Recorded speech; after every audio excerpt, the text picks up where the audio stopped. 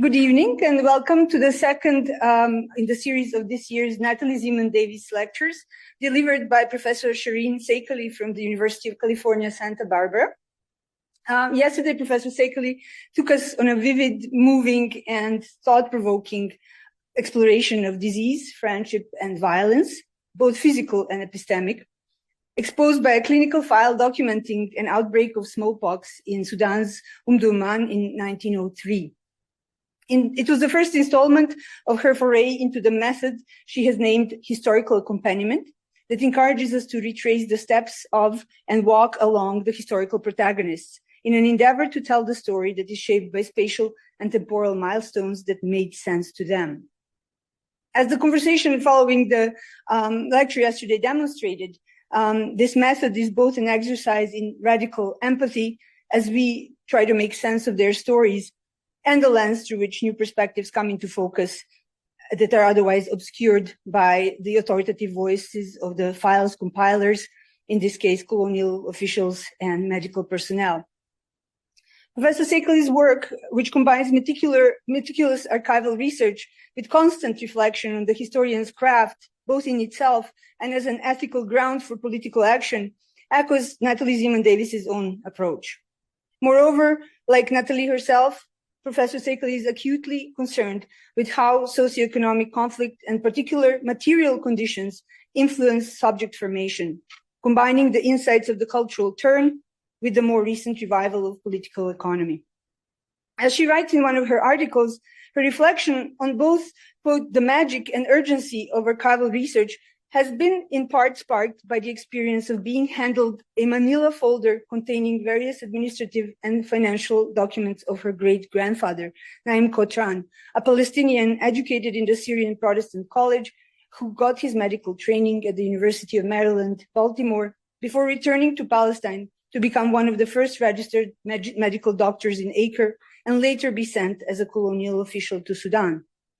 The file made it clear that the project on the Palestinian man of capital, whom she discusses in her first book, had been much more autobiographical than she had realized.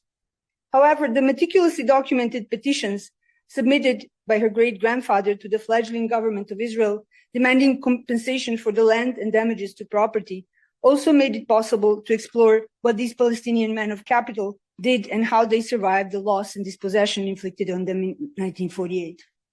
It directed her research to the nature and importance of archives, especially non-state ones, and the critical importance of both preserving the knowledge and highlighting the systematic destruction of both archival and educational resources of the Palestinians.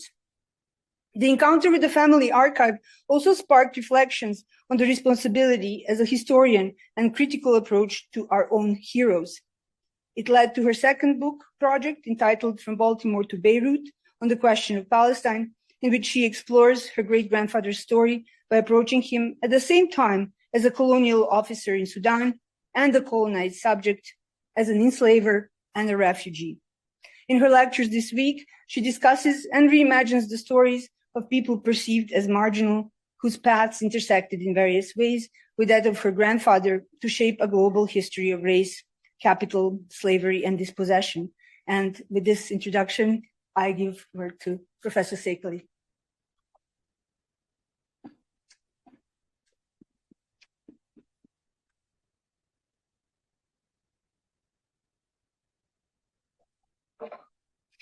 Thank you all. Thank you, Tiana, for that beautiful introduction. It's been such a pleasure to be with you all and really an honor. And I know that I'm going to leave Vienna wanting to come back very soon. So I hope that happens. And as I think a lot of you were here yesterday, so I express my gratitude to you. I'm going to be sharing a kind of different register today. And I'm hopeful that you will, over these next two lectures, help me find the ways to make this a cohesive story. So Said Shuqair, who was born in 1868 and passed in 1934, his spouse, his three children, and two domestic workers named Sada and Abdu were in transit. Based in Khartoum, Shuqair was director of accounts for the Anglo-Egyptian government of Sudan for well over 2 decades.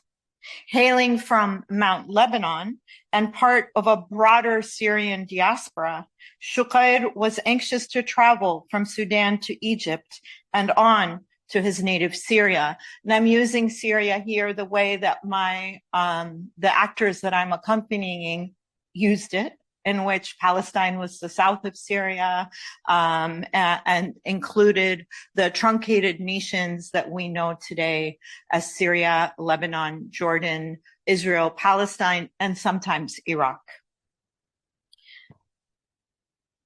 The Abbasiya cruiser, a British warship formerly known as the Sicilian Prince, was in commissioned service for a little over a year during the Great War. It was a less than glamorous way to travel, but this was not the time to be picky. The Shuqair household finally received permission to leave Sudan, arriving to Cairo sometime in February 1918.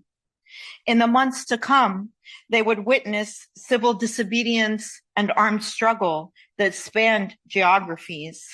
By March of the following year, the British administration had arrested and exiled the Egyptian movement's leaders, Saad Zaghloul and his cohort. From the alleys of exile to urban streets and village squares, the Egyptian revolutionaries demanded an end to British occupation. The quote-unquote political atmosphere, in Shuqair's words, was charged. In the moment we meet him here, Shuqair's British superiors were dispatching him on a mission to clean up the finances of the Syrian Arab Kingdom. This was one of many aspirational state-building projects that competed for a post-war future. Overworked, underpaid, and struggling with his health, Shuqair found that his labor of balancing colonial budgets intensified in wartime. Navigating fluctuating currencies, fiscal calendars, and rates of exchange was more complicated than ever. The stakes ascended new heights. Shuqair had somehow become everyone's fixer. He was anxious to secure a month of leave. It was not to be. Shuqair and his household would wind up spending a year in Cairo, and it would take many telegrams between the Egyptian Expeditionary Forces Brigadier General and Chief Political Officer Clayton, the Assistant Financial Secretary in Khartoum, Elderton, and even the Governor General of Sudan, Stack, to secure Shuqair's permission to travel to Damascus. Finally, the 51-year-old was closer to completing the mission, getting some rest and returning to Khartoum just in time to complete his annual budgets. The Shuqair household had been at once on the move and in a state of waiting.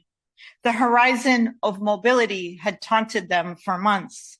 This hope for movement, while standing in place, captured their times of possibility and foreclosure. Had the temporality of quote-unquote after peace that punctuated Shuqair's hopes finally arrived? Perhaps, but after peace meant different things to Shuqair depending on the various positions he held. On the heels of a devastating world war, calls for sovereignty resonated from Darfur to Aleppo. For Egyptians, Syrians, and Sudanese enlisted in the edifice of British colonial governance, these calls were exhilarating, volatile.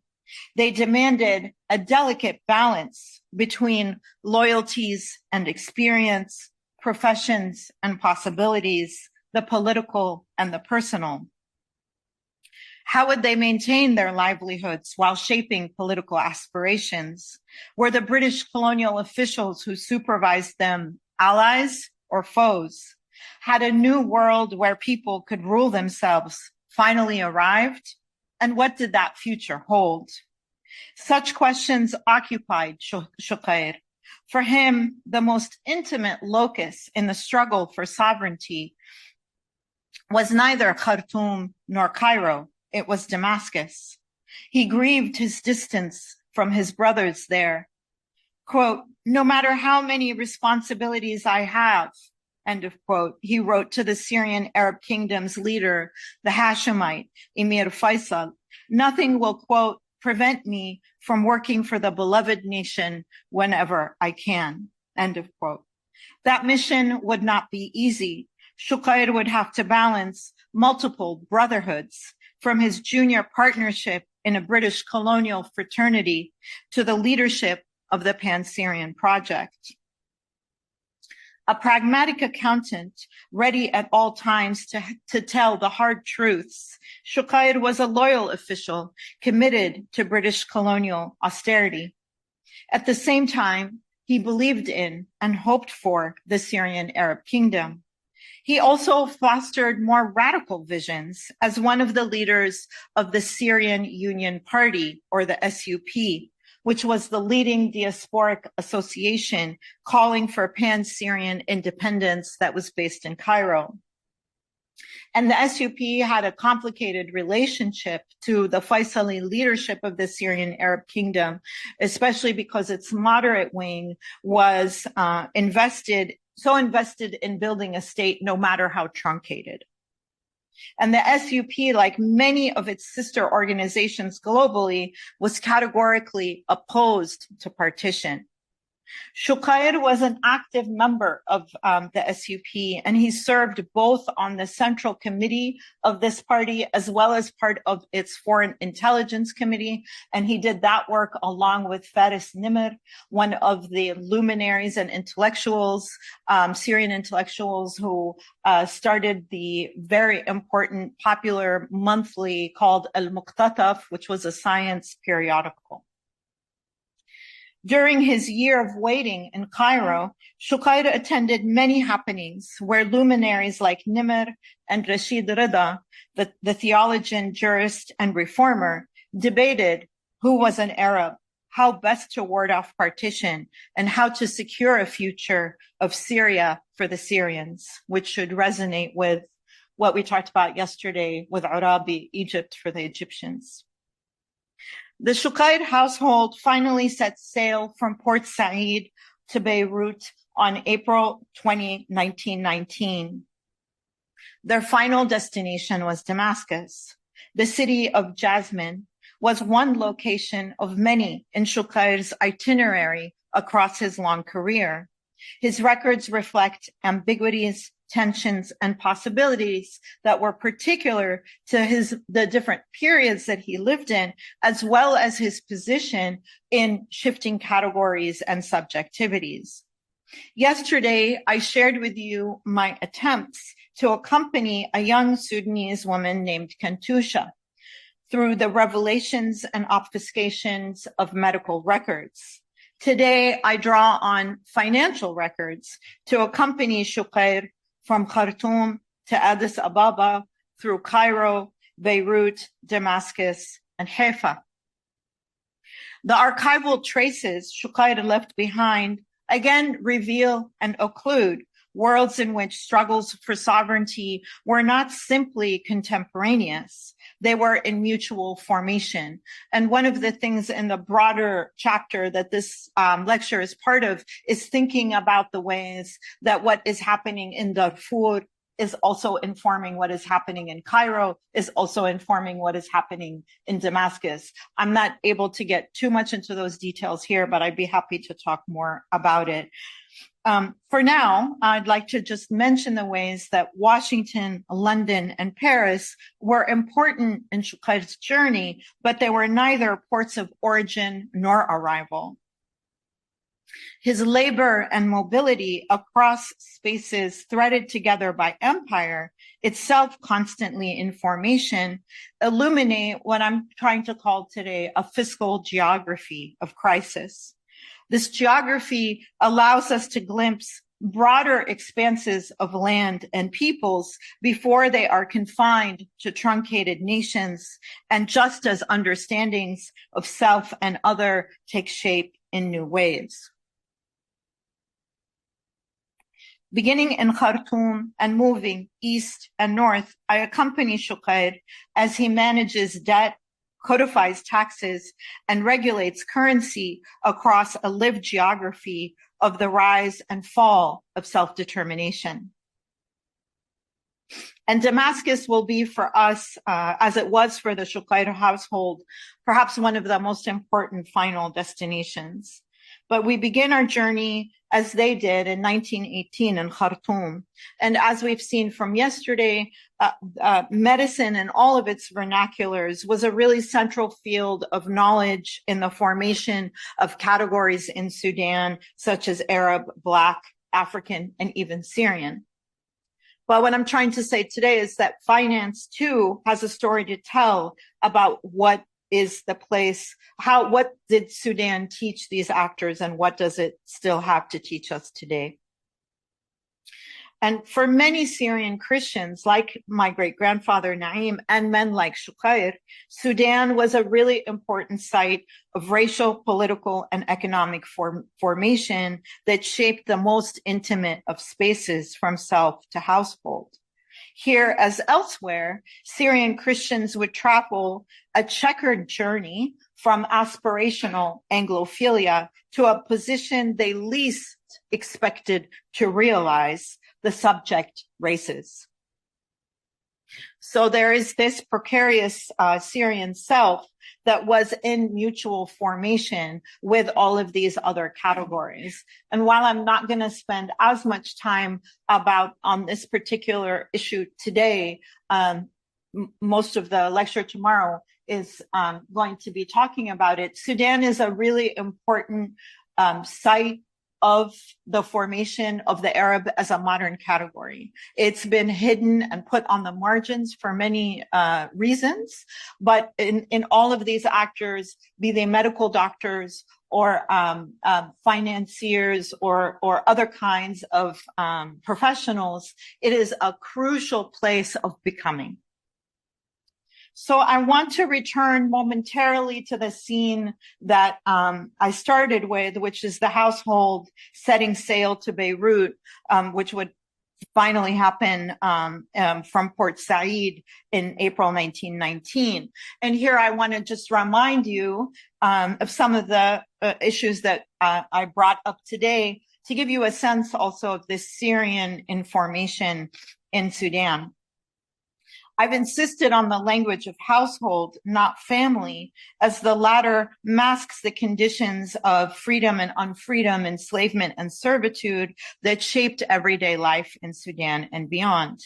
The people traveling on that Abbasiya warship included two figures known to us only by their first names, Sada and Abdu. These names are clues to these two people's dispossession. The long process of securing travel permissions also offers insights into how this woman and man slipped in and out of visibility, how their condition hid in plain sight, not just in 1919 in Port Said, but today with us in this room in 2026. In one military permit, they appear as a pair, Sada and Abdu. Their nationality marked as Syrian. In the final travel permission, Sada is listed as quote unquote a maid and Abdu as quote unquote a native servant. And so if you were here yesterday, you remember how this kind of naming is a euphemism and a juridical erasure of the very category of the enslaved. And what I'm trying to say here is that these shifting categorizations are very important for us to take seriously about the ways that the global color line functioned as a crucial and shifting terrain for the name of the native, the concept of civilization, and the claims to realize rights and self-rule. So I want here the invitation that Shuqair and tomorrow a man named Edward Atiyah and as well as my great-grandfather and my great-grandmother in a very different way, invite us to think about this category, the native, and what it means. How do you come in and out of that category of the native? The Syrian Christians, like Shuqair in Sudan, are mediators between their British colonial superiors and the people that they understand as Sudanese people, right? And they understand these people themselves under this category, this British colonial category of the native. But at a certain point that I'm going to be telling you about, they themselves become natives. So I want to think together about those transformations and that slipperiness between terms like servant and enslaved, dependent and equal, Sudanese and Syrian, Arab and Black, Arab and white, depending on whose map you follow and who you accompany. Shuqair's position on the global color line will also shapeshift as we follow him from Sudan and Ethiopia to his mission in Damascus. The first set of crises we will visit takes us back to the progenitor of Muhammad Ali, who I talked about yesterday, the Albanian Ottoman, who set up a very ambitious empire in Egypt, and Khedive, his progenitor, Khedive Ismail, or the Khedive Ismail, had resoundingly failed in 1875 to take on Abyssinia or Ethiopia. British attempts to infiltrate East Africa were similarly faltering, and Shuqair was there to pick up the pieces, or to try to. Everybody okay? Like many who came before them, from the Turkiya to the Mahdiya that we talked about yesterday to the Italians, the British failed to territorially conquer Ethiopia. Shuqair took an active part in that attempt and its failure. As we sift through Shuqair's Arabic, English, and French documents, let's trace that effort, or at least the small window we have onto it, through an accountant's files. In this world, we are replete with two main currencies, the rupee and the Maritarisal thaler, the Austrian minted currency that dominated the Indian Ocean world well into the 20th century. These currencies are our first hint to the occlusion of geographies. We know that feet, animals, cars, and railways were the main veins of movement across these spaces. But in this 20th century moment and long after, we can also begin to think of currency itself and how it appears and functions as both an object that moves and a vein of movement. Even from these financial files and their occlusions, the Horn of Africa is a site of origin and a destination across this Indian Ocean world that spans the Arabian Peninsula and northeastern Africa. British colonial officials and investors began their ambitious, if tenuous, attempt to extend their fiscal and imperial power in 1905 when they established the Bank of Abyssinia. And this is a blurry rendition, but this is the first location of that Bank of Abyssinia in 1905. From its inception, the new institution was under the promotion and investment of the British-dominated Egyptian National Bank. Headquartered in Addis Ababa, it had agents in Harar, Dirdawa, Gor, and Desi. At its establishment, the bank's subscribed capital was £500,000, divided into 10,000 bearer shares of £5 each. British financiers claimed that the new institution would be a reliable medium for commercial transactions. And while the emperor, Menelik, was the honorary president, the leadership and administration of the bank were dominated by British officials.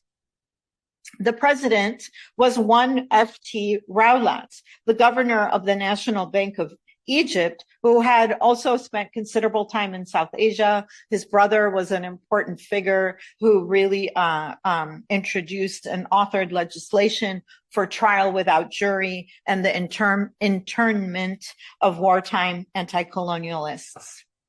The bank's vice president was a man named C.S. Collier. Having been in Addis Ababa since 1905, Collier took on the position of governor of the bank in 1913. A year later, the General Assembly of Shareholders narrated a heroic account of how Collier had reportedly reduced bank fees and reached a more satisfactory distribution of assets. And the position of the Ethiopian administrator would remain vacant for most of the early years of the bank.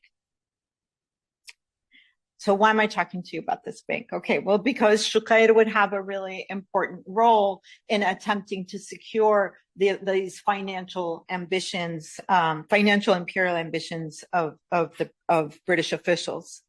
After almost a decade since its establishment, and with World War I on the horizon, the bank's shaky foundations had eroded further still.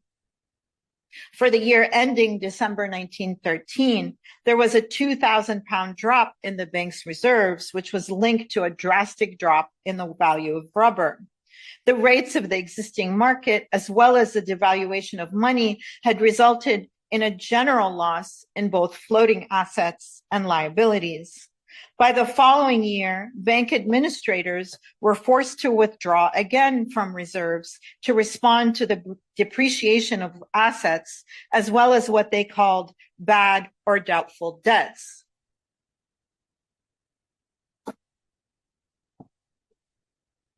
And this is also linked to the devaluation of dollars in this period.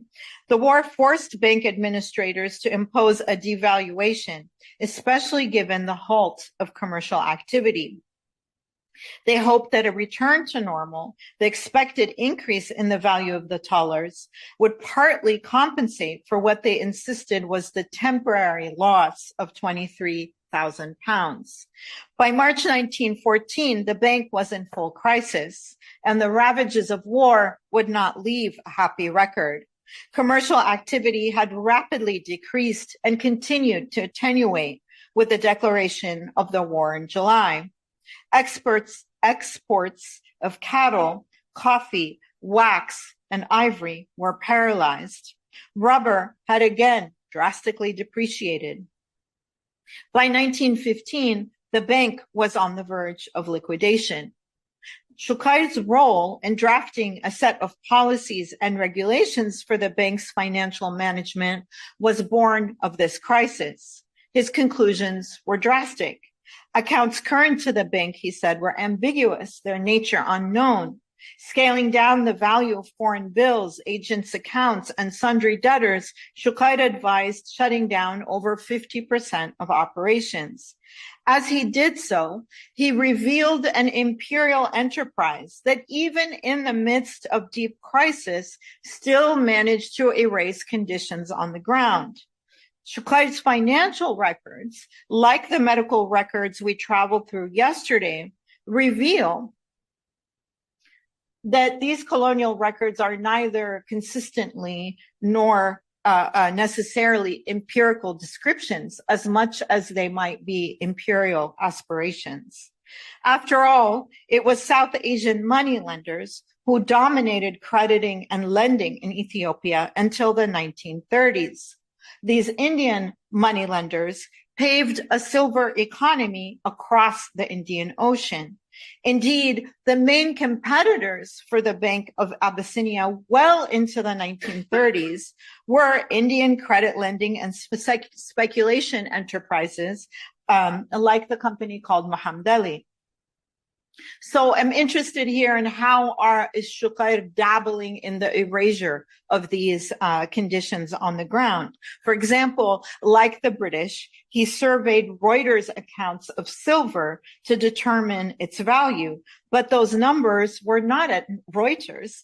The value of silver was waged in and through Addis Ababa in a broader Indian Ocean world. So while the record of Shuqair's crisis management in Addis Ababa is a short one, it really grounds one of the roles that he plays along his journey as a crisis manager. So just as this is happening in Addis Ababa, a broad-ranging calamity had struck Shuqair's homeland of Syria. It would require a delicate balance of his multiple brotherhoods, offering again insights into his many roles. The year 1915 had spelled the beginning of a widespread disaster. The movement of Ottoman troops had placed immense pressure on transports. Exports to Europe had halted, and the Allied forces imposed a blockade on the Eastern Mediterranean. For 7 months, from March to October 1915, an unprecedented infestation of locusts had stripped vegetation from a large part of the coast of Syria, from its south in Palestine up to Mount Lebanon. Basic goods like flour and potatoes were 5 to 6 times the ordinary price. Winter crops of wheat and barley were severely diminished, and the summer and autumn harvests of fruits and vegetables destroyed.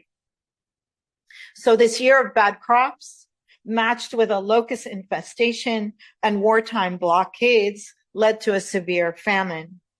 In its wake, Shuqair and the SUP began lobbying, and the people they appealed to was not the British government, but to the Consul General of the United States in Cairo. In their address, they pleaded with what they called, quote, the beacon of civilization and liberty to remedy the unparalleled gravity in Syria. They focused on the conditions along the coast and in particular of the Lebanon province, as they called it. Starvation had devastated entire villages on the mountain, meaning the Mount Lebanon. Roads were strewn with corpses. The people were reduced to eating, quote, leaves, roots, and the decaying flesh of dead beasts of burden, end of quote. Most were confined to a meal of vetches, beans, and barley that was unfit for human consumption. And for good measure, the SUP attached a sample of this mixture that they sent to the consul. The extreme gravity of their fellow countrymen had instilled in the SUP a quote unquote natural desire to demand immediate relief and funds. They urged the consul to approach the Ottomans for provisions and to convince the Allied governments to end the blockade. After all, the SUP argued, the officials of the United States were, quote, the custodians of the laws of humanity, end of quote. They had nobly alleviated the miseries of other people who had suffered because of the Great War. The SUP relayed their confidence and conviction that the United States would not hesitate a moment to alleviate this cause of a suffering humanity. And what's interesting here is that nowhere in any of Shuqair's records as a colonial fixer is there any such comparable plea to the British. And indeed here, along with his compatriots, he is maneuvering with the United States to oppose the British imperial rule that he represented in Northern and Eastern Africa. So this balancing, again, of multiple affiliations, British colonial service on the one hand, a pan-Syrian aspiration on the other, would become ever more difficult in the immediate years to come.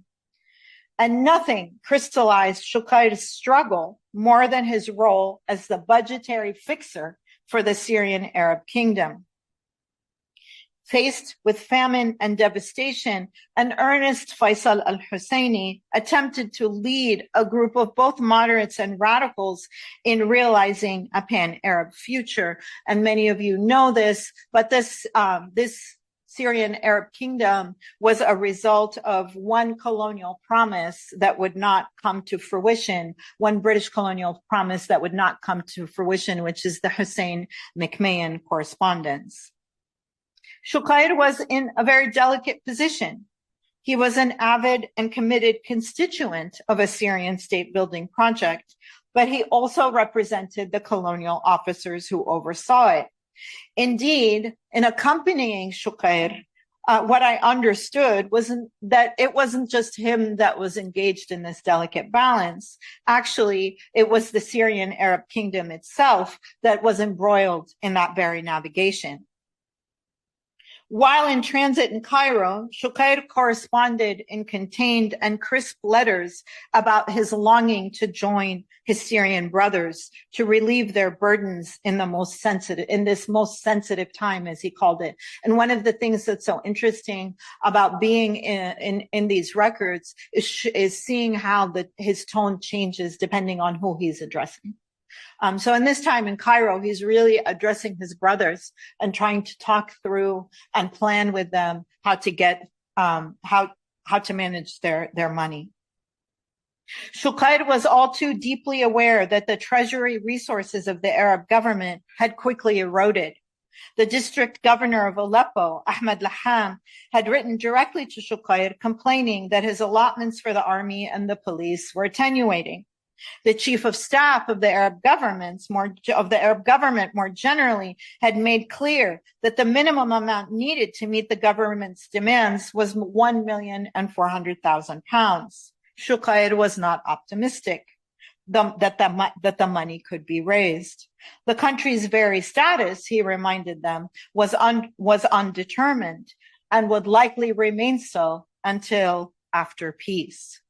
Further aggravating matters, the Allies still controlled the sea, and given that the Arab government was at odds with the French forces in particular, it would remain, quote, very difficult to use the government properties and benefit from them without overburdening the people of Syria. Shuqair here is at his most committed and his most compromised.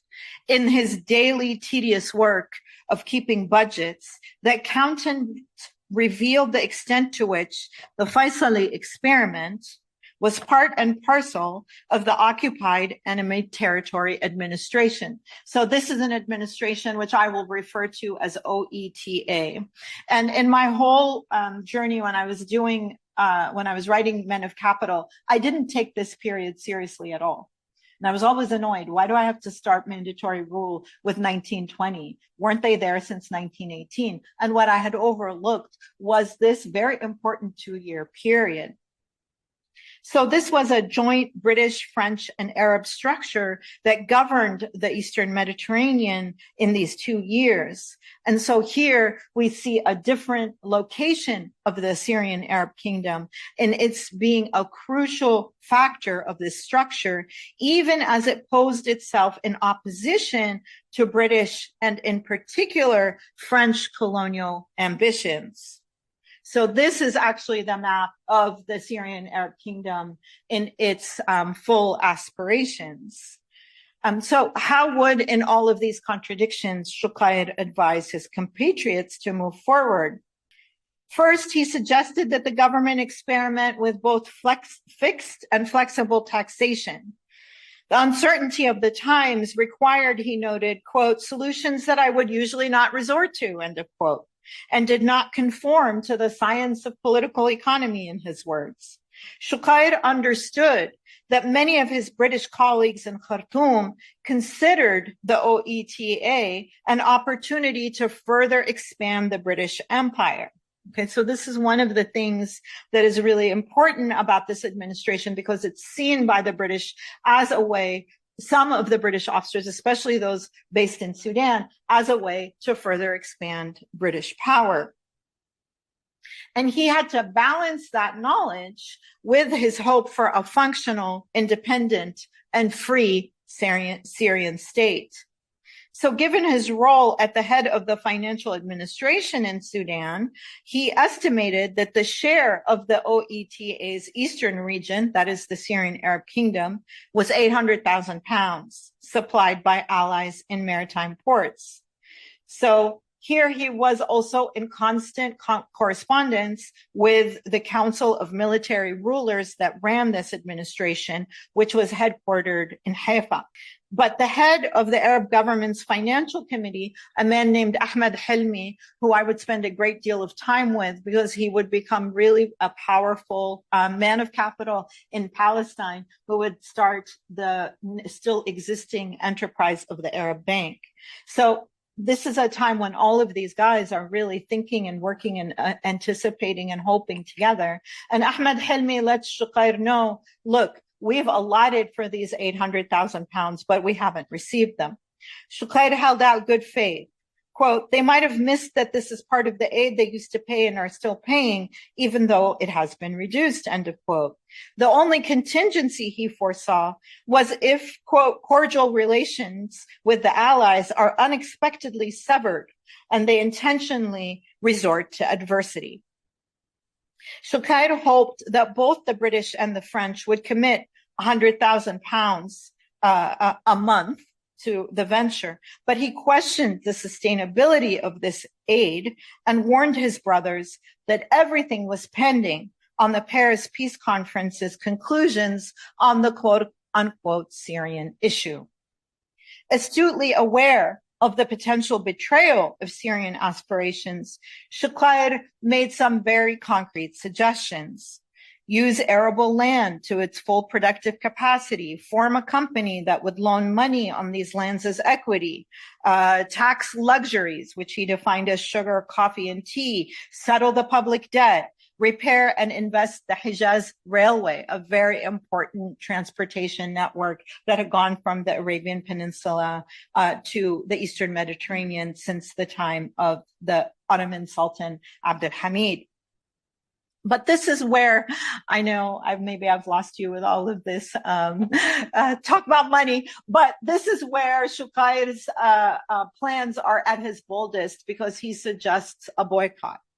He says, look, if the monthly aid the Allies had committed to, if they don't pay it on time, the Arab government should ask the merchants of the quote-unquote Eastern region to halt commerce.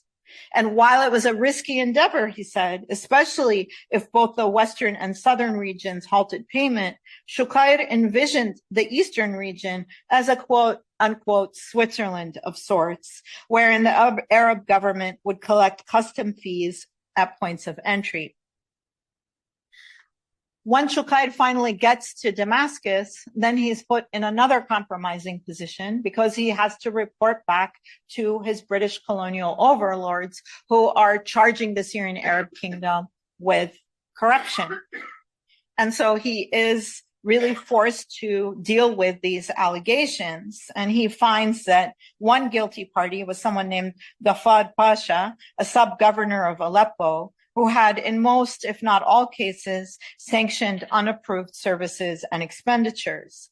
The attitude in question, Shuqair explained, was very dangerous, and regardless of the motives behind it, would lead to financial embarrassment and bankruptcy in any country. So I'm putting these two things together to again show how is it that a man like Shuqair, with all of his pragmatic skills and his accounting skills, would be at once advising the colonial super officials that are attempting to expand empire, just as he's trying to support this Syrian state. And at the same time, he's conducting a thorough audit of the various departments in the Arab governments and in the Arab government. And here, this is was another very shocking moment for me because historiographically, we often understand this Syrian Arab Kingdom as an ephemeral framework that didn't last long, that didn't build institutions. And what I came to learn from these financial records was a project that was broad and encompassing. It included the offices of the prince, the military governor, the interior, the treasury, central banks, and the land registry, as well as branches devoted to legislation, science, health, agriculture, education, veterinary services, customs, public works, post, police, and finally the army. And what you see in these records are the thousands of officers, clerks, doctors, cadets, dispensers, printers, calligraphers, and servants that labored to secure a future for this ephemeral state.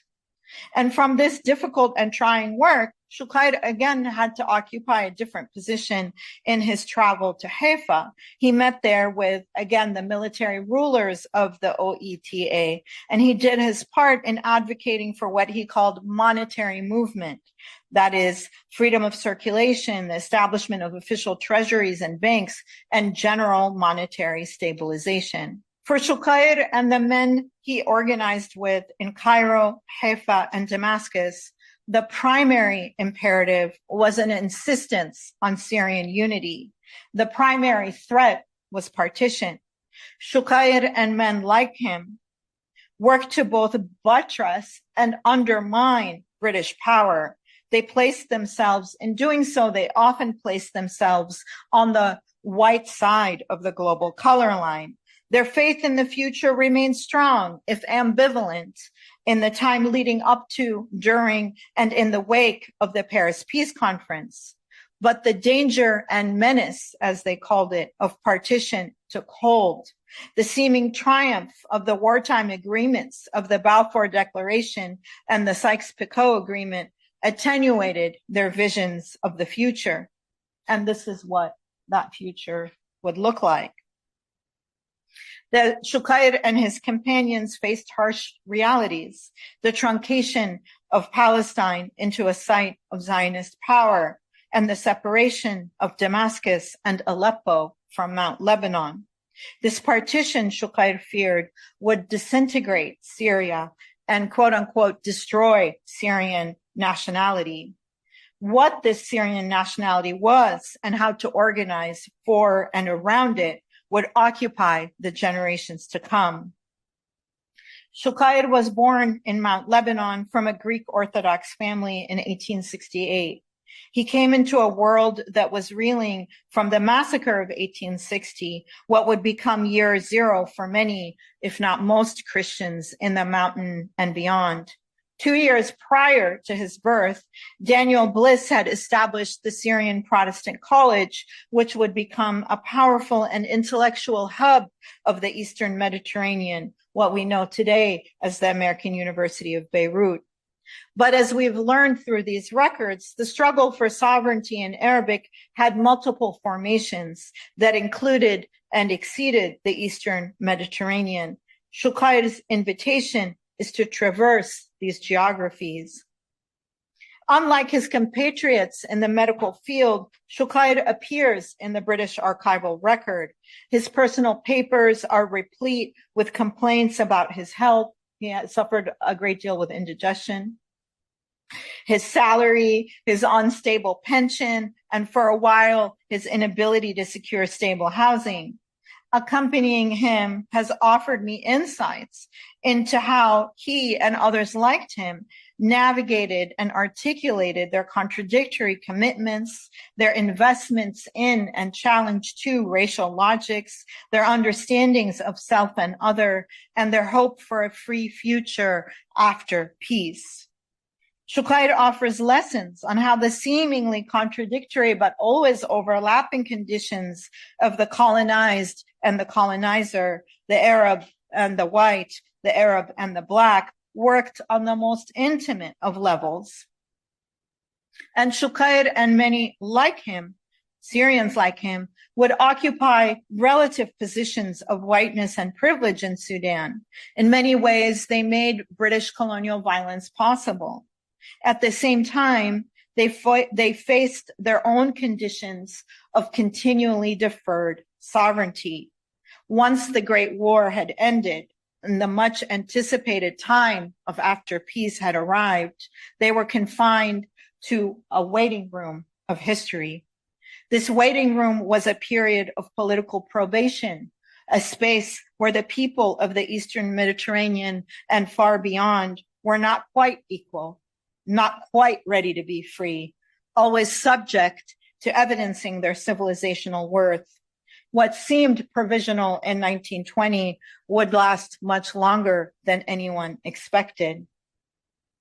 Today, Syrians, Lebanese, Jordanians, Iraqis, and especially Palestinians live in this state of the permanent temporary, in a constant deferral that would shape new meanings of the Syrian, the Arab, and the civilized.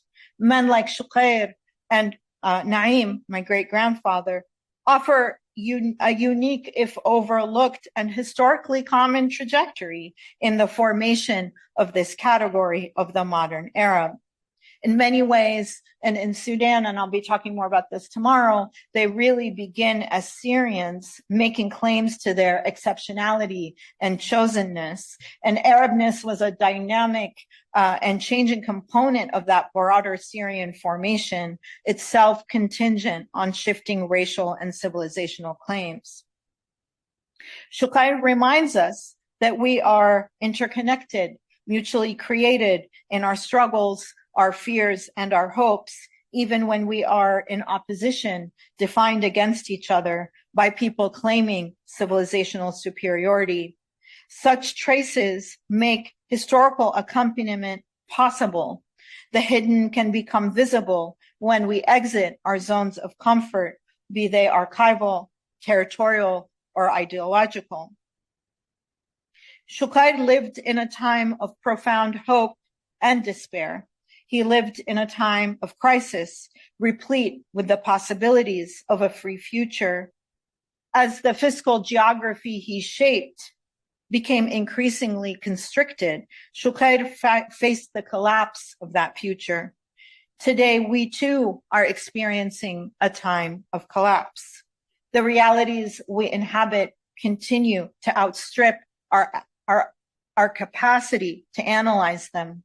Take the realities in the United States, what the SUP had hailed 100 years ago as the beacon of civilization and liberty. There we witness the kidnapping, capture, and deportation of immigrants, the targeting of everyday dissidents through shoot-to-kill policies, the toppling and capture of the president of Venezuela, and the machinations to quote-unquote take, which is what President Trump said yesterday, Cuba, Colombia, and even Greenland. Everywhere we confront the ongoing realities of genocide in Palestine and Sudan, the unbridled U.S.-Israeli war on Iran and Lebanon, and Iran's response throughout Iraq, Jordan, Palestine, Israel, and the Arabian Peninsula. And really for the last 2.5 years, I and many like me had thought that the Israeli genocide of Palestinians in Gaza was the culmination of a new unbridled brutality. Now we know that Gaza was just the beginning. In some ways, the questions that occupied Shuqair occupy us today. Who is an Arab? What is sovereignty? How do we shape collectivity in the face of violent partition? When will the time of after peace arrive? In other ways, we are in an entirely new scale of collapse. The unbridled war on flawed modes of governance, things like international law and rules of engagement, has left many of us without guardrails and rendered large parts of the world, from Gaza to Tehran, from Beirut to Mariupol, in ruins. Today, as Shahram Khosravi guides us, we must think from within these ruins to face our defeat with an open face and to create new possibilities of living even when the familiar world has ended. As we do so, we keep in mind Shuqair's lessons to expand our geographies, to draw new maps, to navigate multiple affiliations, and to imagine different futures, however foreclosed. Thank you.